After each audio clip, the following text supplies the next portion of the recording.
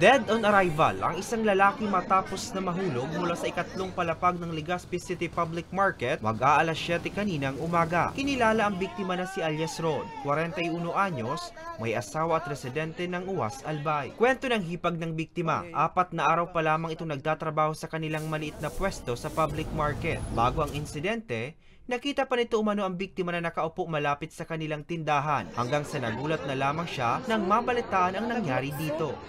Kumbaga may pamilya nga, inimbitaran ko lang siya magpasyar lang ligde.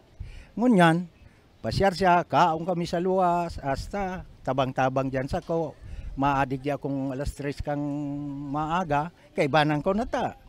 Ngani niya ako na yung maski puro pano, duman. Ta gusto ko nga ni sumarig-sarig siya, yung mataba siya. Ngayon na nangyari, pang piranggal daw siya, bali paapat yata ngunyan.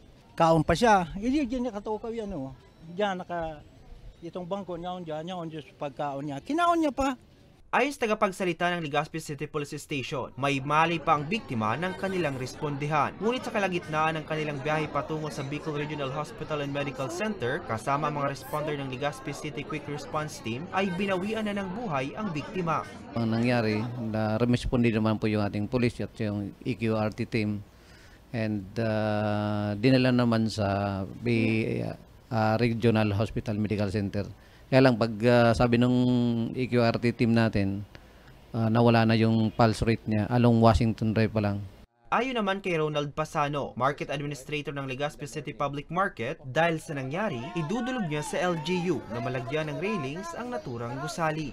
Ang ano doon, mapalagyan natin ng railing, si Mayor naman is very supportive, si Mayor Pido Garbin, ma-request po ako sa kanya na palagyan ng railing, at least railing doon sa gilid na pinangyarihan po ng insidente po.